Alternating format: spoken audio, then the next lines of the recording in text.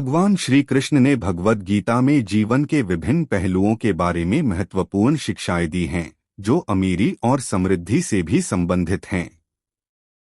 उनके उपदेशों से कुछ मुख्य बिंदु निम्नलिखित हैं। 1. धर्म के अनुसार कर्म करना। श्री कृष्ण ने गीता में कहा है कि व्यक्ति को अपने धर्म और कर्तव्यों का पालन करते हुए निस्वार्थ भाव से कर्म करना चाहिए। निष्काम कर्म योग का पालन करके व्यक्ति सच्ची समृद्धि प्राप्त कर सकता है। 2. संतोष और आत्मनियंत्रण। श्री कृष्ण ने सिखाया है कि संतोष सबसे बड़ा धन है। मनुष्य को अपनी इच्छाओं पर नियंत्रण रखना चाहिए और जो उसके पास है उसमें संतोष करना चाहिए। ऐसा करने से मानसिक शांति और सुख प्राप्त होता है, जो सच्ची अमीरी है। 3. ज्ञान और आत्मानुशासन। श्री कृष्ण ने कहा है कि सच्चा ज्ञान और आत्मानुशासन व्यक्ति को आंतरिक शक्ति और स्थिरता प्रदान करते हैं। यह व्यक्ति को विपरीत परिस्थितियों में भी धैर्य और संयम बनाए रखने में मदद करता है। 4. दया और परोपकार। श्री कृष्ण ने परोपकार और दूसरों की सेवा को महत्व दिया है। दूसरों की मदद करने और समाज के कल्याण के लिए काम करने से व्यक्ति को आंतरिक संतोष मिलता है, जो किसी भी भौतिक संपत्ति से अधिक मूल्यवान है। 5. अहंकार और मोह का त्याग। श्री कृष्ण ने कहा है कि अहंकार और मोह का त्याग करके व्यक्ति सच्ची समृद्धि प्राप्त कर सकता है। भौतिक चीजों के प्रति मोह और अहंकार केवल दुख और अशांति लाते हैं। 6. स्वधर्म पालन। अपने स्वधर्म का पालन करना, अर्थात अपने जीवन में जो भी कर्तव्य और जिम्मेदारियां हैं, उन्हें पूरी निष्ठा और ईमानदारी से निभाना व्यक्ति को जीवन में वास्तविक समृद्धि और संतोष की ओर ले जाता है। इन शिक्षाओं को अपनाकर व्यक्ति न केवल भौतिक बल्कि आध्यात्मिक रूप से भी समृद्ध हो सकता है। श्री कृष्ण की शिक्षाएं हमें सिखाती हैं कि सच्ची अमीरी बाहरी भौतिक सुख सुविधाओं में नहीं बल्कि आंतरिक शांति, संतोष और सच्चे ज्ञान में है। भगवान श्री कृष्ण ने श्रीमद् भगवद गीता और अपने अन्य उपदेशों में जीवन के विभिन्न पहलुओं पर महत्वपूर्ण मार्गदर्शन दिया है। अमीरी या धन संपन्नता के विषय में उनके उपदेश मुख्यतः निम्नलिखित बिंदुओं पर केंद्रित हैं। 1. कर्मयोग। श्री कृष्ण ने कर्मयोग पर जोर दिया है। वे कहते हैं कि निष्काम कर्म अर्थात फल की चिंता किए बिना अपना कर्तव्य निभाना जीवन में समृद्धि लाने का मार्ग है। मनुष्य को अपने कर्तव्य का पालन करते हुए कर्म करना चाहिए और फल की चिंता भगवान पर छोड़ देनी चाहिए। 2. संतोष। संतोष का महत्व श्री कृष्ण के उपदेशों में महत्वपूर्ण है। जो व्यक्ति अपने पास जो है उसमें संतुष्ट रहता है, वह सच्चे अर्थों में धनी होता है। संतोष आत्मिक शांति और संतुलित जीवन का आधार है। 3. धर्म और नैतिकता। श्री कृष्ण ने हमेशा धर्म और नैतिकता का पालन करने पर जोर दिया है। जो व्यक्ति धर्म और नैतिकता के मार्ग पर चलता है, उसे समृद्धि प्राप्त होती है। धर्म के मार्ग पर चलने से आत्मिक बल और मानसिक शांति मिलती है, जो सच्ची समृद्धि है। 4. योग और ध्यान। योग और ध्यान के माध्यम से आत्मिक उन्नति और मानसिक शांति प्राप्त होती है, जो जीवन में सच्ची समृद्धि का आधार है। योग और ध्यान से मनुष्य अपने वास्तविक स्वरूप को पहचानता है और जीवन के महत्व को समझता है। 5. भक्ति और श्रद्धा। भगवान श्री कृष्ण ने भक्ति और श्रद्धा का महत्व बताया है। भक्ति और श्रद्धा से मनुष्य अपने जीवन को भगवान के प्रति समर्पित करता है, जिससे उसे आत्मिक समृद्धि और शांति मिलती है।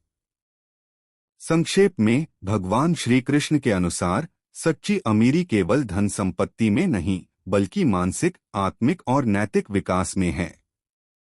यदि व्यक्ति अपने कर्तव्यों का पालन निष्काम भाव से करता है, संतोषी रहता है, धर्म और नैतिकता का पालन करता है, योग और ध्यान से आत्मिक उन्नति करता है और भगवान में श्रद्धा और भक्ति रखता है, तो उसे सच्ची अमीरी प्राप्त होती है।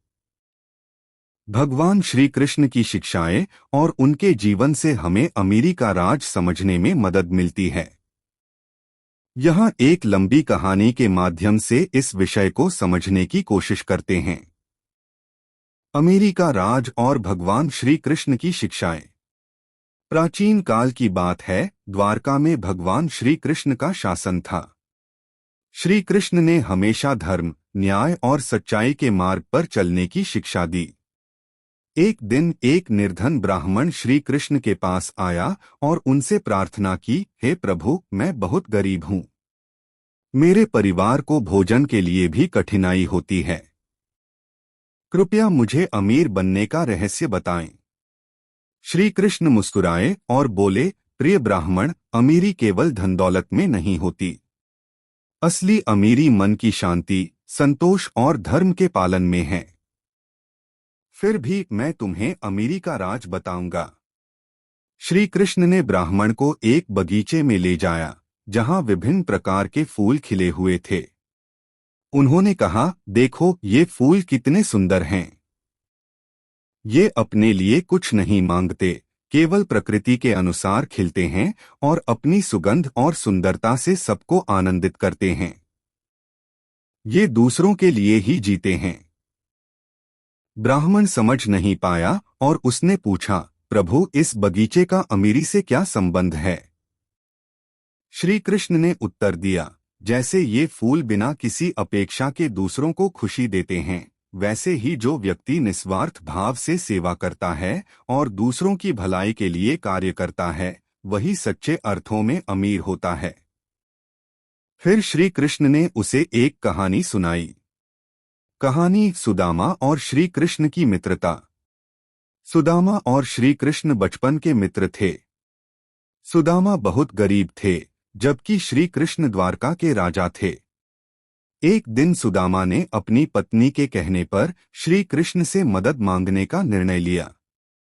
उनके पास श्री कृष्ण के लिए उपहार के रूप में सिर्फ एक मुट्ठी चिवड़ा था। सुदामा द्वारका पहुंचे और श्री कृष्ण से मिले। श्री कृष्ण ने सुदामा का स्वागत किया और उनके पैरों को धोकर उन्हें सम्मान दिया। जब सुदामा ने उन्हें चिवड़ा भेंट किया, तो श्री कृष्ण ने बड़े प्रेम से उसे स्वीकार किया। उन्होंने सुदामा से पूछा, मित्र, बताओ कैसे आना हुआ? सुदामा ने अपनी गरीबी की कहानी सुनाई। श्री कृष्ण ने उसकी स्थिति समझी, लेकिन उन्होंने कुछ भी सीधे तौर पर नहीं कहा। सुदामा निराश होकर वापस अपने गांव लौट आया। लेकिन जब वह घर पहुंचा, तो उसने देखा कि उसका पुराना घर एक शानदार महल में बदल चुका है और उसके परिवार के पास अब सब कुछ है। श्री कृष्ण ने ब्राह्मण से कहा, सुदामा ने कभी भी धन के लिए अपने मित्रता का उपयोग नहीं किया, बल्कि उसने अपने मित्र पर विश्वास किया और सच्चे हृदय से सहायता मांगी। उसकी निस्वार्थता और सच्चाई ने उसे सच्ची अमीरी दिलाई। उन्होंने आगे कहा, अमीरी केवल धन से नहीं आती। अमीरी आती है सच्चाई, निस्वार्थता और धर्म के पालन से। अगर तुम सच्चे मन से काम करोगे, दूसरों की भलाई करोगे और हमेशा धर्म का पालन करोगे, तो तुम्हें सच्ची अमीरी प्राप्त होगी। ब्राह्मण ने भगवान श्री कृष्ण के शब्दों को समझा और उसने अपने जीवन को बदलने का संकल्प लिया। उसने निस्वार्थ भाव से सेवा करने और धर्म के मार्ग पर चलने का प्रण लिया। धीरे धीरे उसकी स्थिति में सुधार होने लगा और उसे सच्ची अमीरी का अनुभव हुआ। इस प्रकार भगवान श्री कृष्ण की शिक्षाओं से हमें यह सीखने को मिलता है कि सच्ची अमीरी केवल धन दौलत में नहीं होती, बल्कि सच्चाई, निस्वार्थता और धर्म के पालन में होती है। भगवान श्री कृष्ण की शिक्षाओं और जीवन से कई महत्वपूर्ण सिद्धांत निकलते हैं, जो हमें अमीरी के सच्चे अर्थ को समझने में मदद करते हैं। यहाँ एक लंबी कहानी दी जा रही है, जो श्री कृष्ण की शिक्षाओं को दर्शाती है। कहानी अमीरी का राज। प्राचीन काल में द्वारका नगरी में एक राजा था जिसका नाम उदय था। राजा उदय ने अपनी प्रजा के लिए हर प्रकार की सुविधाएं प्रदान की थीं। उसकी प्रजा सुखी और समृद्ध थी, लेकिन स्वयं राजा उदय हमेशा बेचैन और चिंतित रहते थे। एक दिन राजा उदय ने निश्चय किया कि वह भगवान श्री कृष्ण से मार्गदर्शन प्राप्त करेंगे, जो उनके अच्छे मित्र और सलाहकार भी थे। राजा उदय भगवान श्री कृष्ण के पास गए और बोले, हे कृष्ण, मैं अपनी प्रजा के लिए सब कुछ करता हूँ, फिर भी मैं शांति और संतोष नहीं प्राप्त कर पा रहा हूँ। कृपया मुझे बताएं, सच्ची अमीरी का राज क्या है? श्री कृष्ण मुस्कुराए और बोले, राजन, अमीरी का राज सिर्फ धन दौलत में नहीं है। असली अमीरी तो आत्मा की संतोष में है।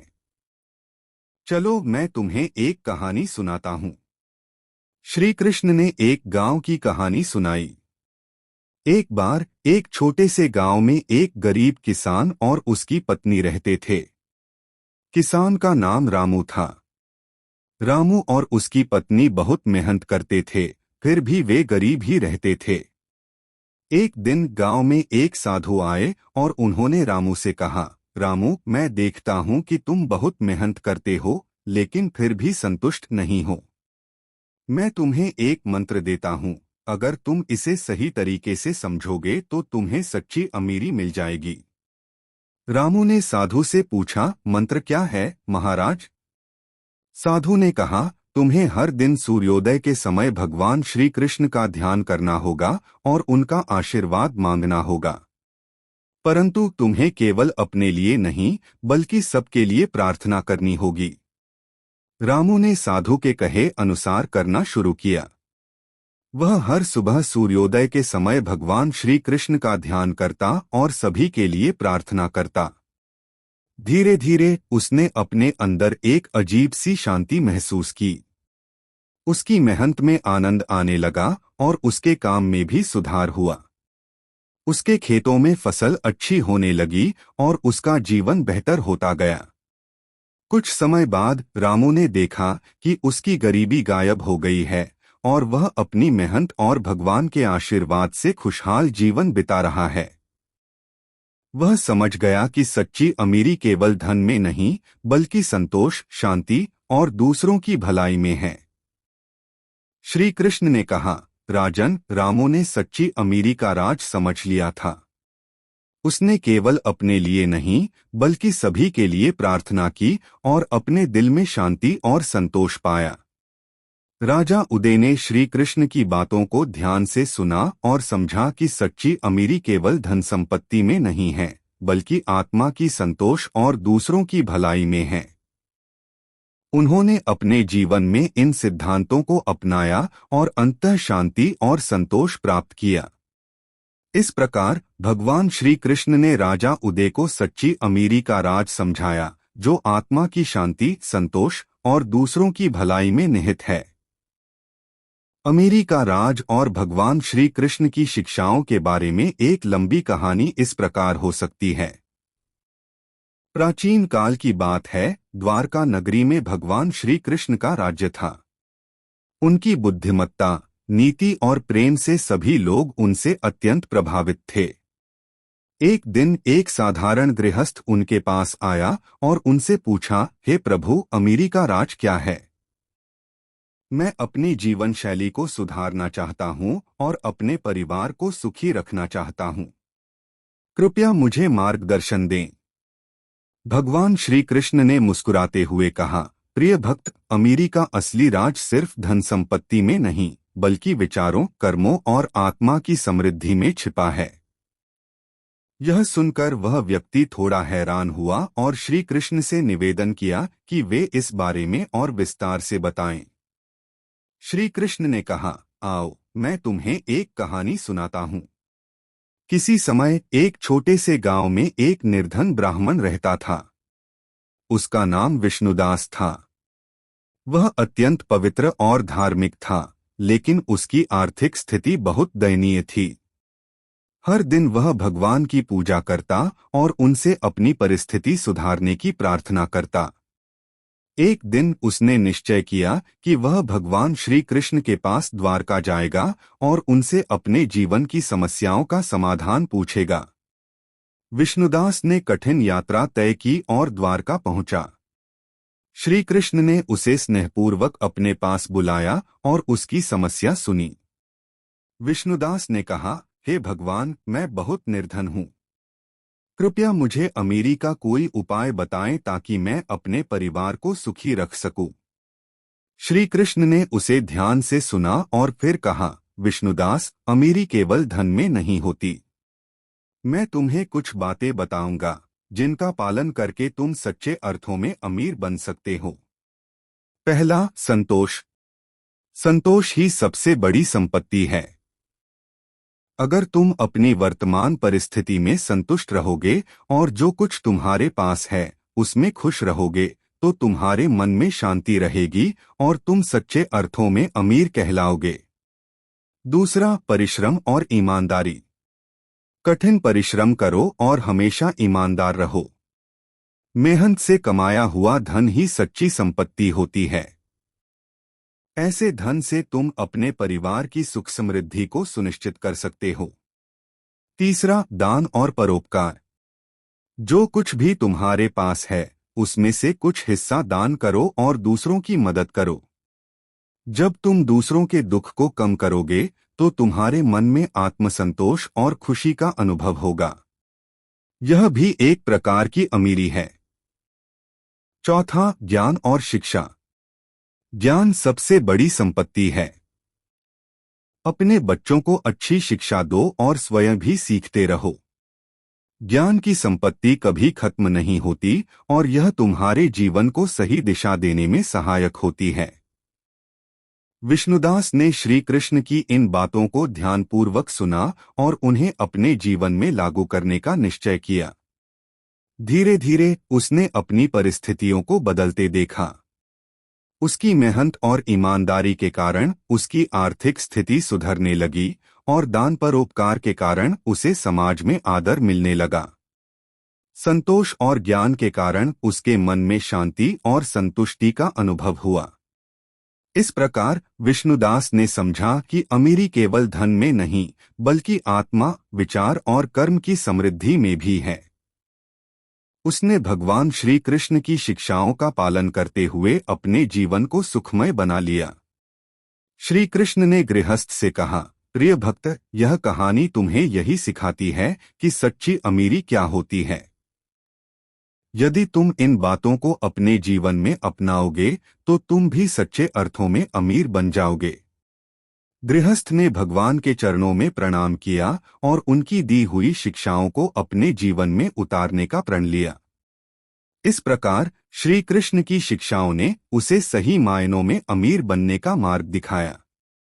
भगवान श्री कृष्ण का जीवन और उनकी शिक्षाएं अमीरी के वास्तविक अर्थ को समझने में मदद कर सकती हैं।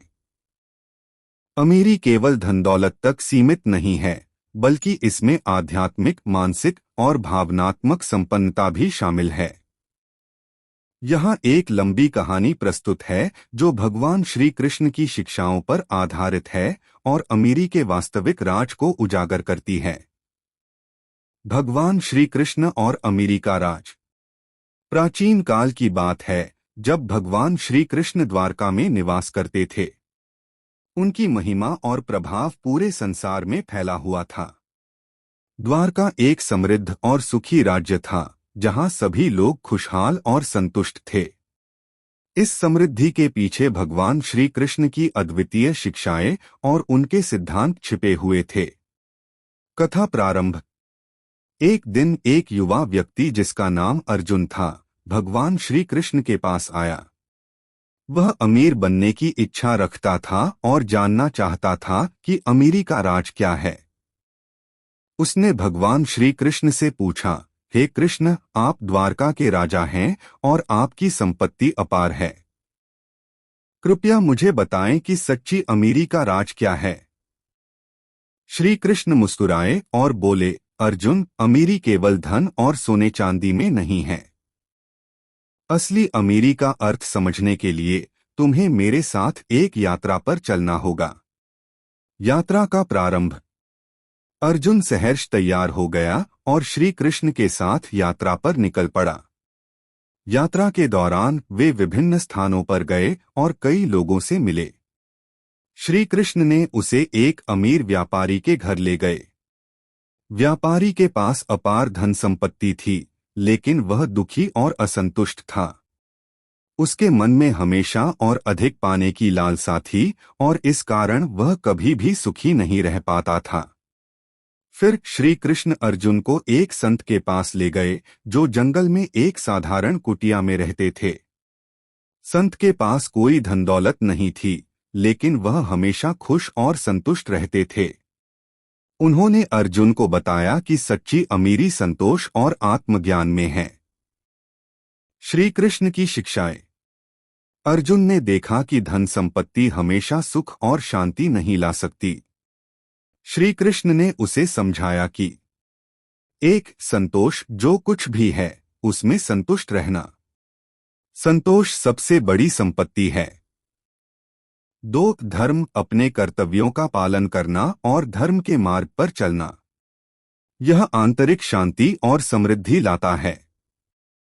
तीन, आत्मज्ञान आत्मा की पहचान और आत्मज्ञान प्राप्त करना। यह सबसे बड़ा धन है जिससे व्यक्ति सच्ची अमीरी का अनुभव करता है।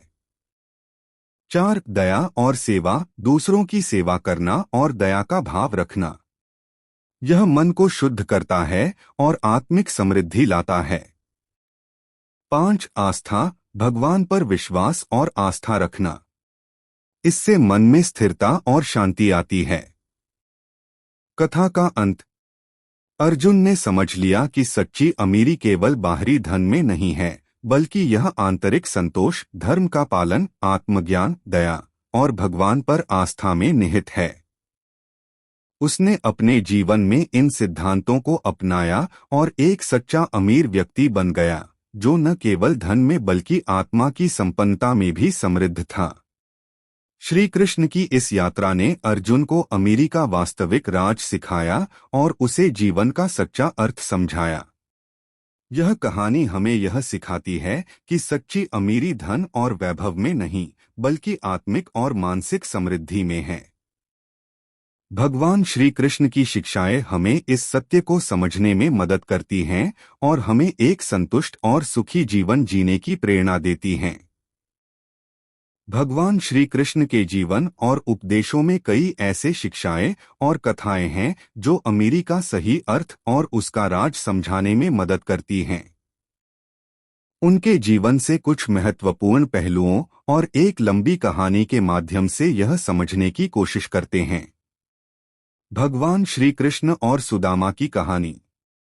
सुदामा, जो भगवान श्री कृष्ण के बचपन के मित्र थे, अत्यंत गरीब ब्राह्मण थे। उनके परिवार की आर्थिक स्थिति बहुत खराब थी। एक दिन सुदामा की पत्नी ने उनसे भगवान श्री कृष्ण से सहायता मांगने का आग्रह किया। सुदामा ने संकोच करते हुए यह यात्रा आरंभ की। वे कृष्ण के बचपन के साथी थे, लेकिन कृष्ण अब द्वारका के राजा बन चुके थे। यात्रा और स्वागत। सुदामा ने कृष्ण के पास पहुंचते ही उन्हें उनके बचपन की याद दिलाई। कृष्ण ने अपने मित्र का स्वागत अत्यंत प्रेम और सम्मान से किया। सुदामा अपने मित्र से मिलने पर बहुत खुश थे, लेकिन अपनी गरीबी के बारे में बात करने में संकोच कर रहे थे। कृष्ण ने सुदामा के इस संकोच को समझा और उनसे पूछा कि वे अपने साथ क्या लाए हैं। सुदामा ने शर्माते हुए एक थैली में बंधे हुए चावल, पोहे कृष्ण को दिए। कृष्ण ने उन चावलों को बड़े प्रेम से खाया, जैसे वे कोई अमूल्य उपहार हो। सच्ची अमीरी का राज। कृष्ण ने सुदामा से उसकी गरीबी के बारे में कुछ नहीं पूछा, लेकिन उनकी मित्रता की मिठास को तवज्जो दी। सुदामा ने द्वारका से विदा होते समय अपने मित्र से कोई मदद नहीं मांगी। लेकिन जब वे अपने घर पहुंचे तो उन्होंने देखा कि उनका पुराना कुटिया अब एक सुंदर महल में बदल चुका था और उनकी पत्नी और बच्चे सुंदर वस्त्र पहने हुए थे। कृष्ण ने अपनी मित्रता और प्रेम के माध्यम से सुदामा को यह संदेश दिया कि सच्ची अमीरी धन संपत्ति में नहीं, बल्कि प्रेम, मित्रता और आत्मा की शुद्धि में है। सुदामा की सादगी, सच्चाई और प्रेम के कारण उन्हें यह भौतिक समृद्धि प्राप्त हुई। श्री कृष्ण के उपदेश।